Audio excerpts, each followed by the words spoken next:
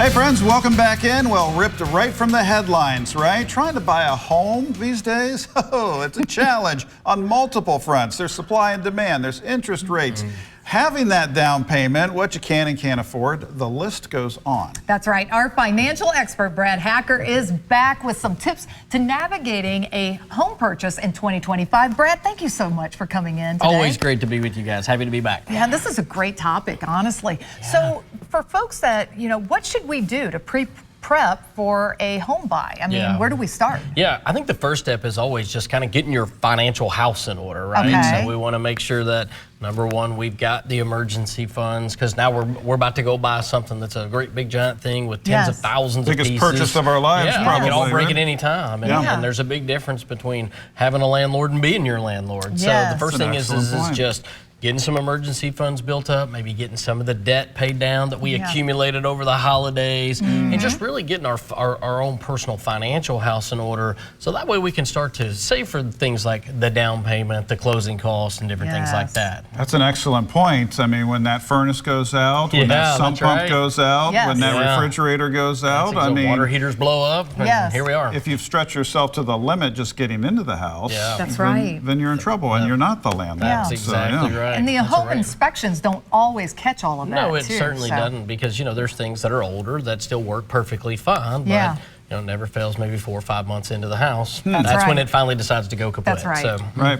How do you advise your clients on how much house they can afford these days? Because that number has changed in the last couple of years. Yeah, absolutely. So typically we want to do it as a budgeting function. So really what we generally recommend is you never want a house payment that exceeds any more than about 25 to 30% of your take-home pay. Okay. Because if we get a house payment that's 35, 40% of our take-home pay, now all of a sudden that's where it gets a little harder to buy groceries, nevertheless do things that we should be doing, like saving for retirement and college funds and things like that. So it's really, really important to get with somebody and get your budgets established and really start thinking about that 25 to 30% threshold. Yeah, and where do you see people failing the most when buying a home and then getting in there and being like, oh my gosh, what have I done? Yeah, I think a lot of times it is number one, not sitting down and actually looking at their budget. That's one of the big things we always recommend before you buy a home is, let's go through your budget. Let's really look at it and get a good handle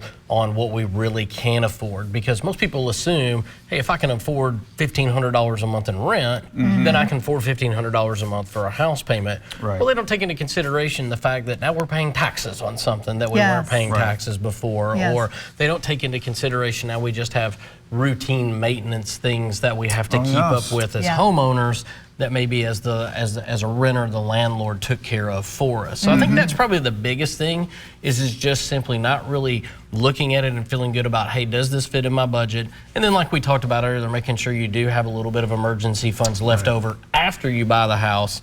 So that way when inevitably life happens and stuff breaks, we can handle it. Right. And I like the idea of a financial planner on speed dial, because you got to check your math and you got to kind of run your logic by someone who does this professionally. Because if you bought a house in say 2006, that's a whole different ballgame from buying it in 2025. And I'm sure there are a lot of people that say, oh, I've done that, but the playing board, the chessboard has changed. Yeah, things are so much different, even than what they were prior to the pandemic. It's really important that you're working with a real estate agent, that you're working with a mortgage professional who will actually take the time and sit down with you and spend 30 minutes, spend an hour with you to actually go through these things and give you some advice and some information that you can use, rather than just, click button, get mortgage, or selecting the random realtor on Zillow. It's really important that your professional team that you work with are really experts in the field. I really like that. And how do people, for folks out there that might be interested in buying a home, might have some questions for you, how do they reach you? Yeah, best way to reach me is always by email. You can just shoot me an email, simply bradley.hacker@benchmark.us, and we'd love the opportunity to work through those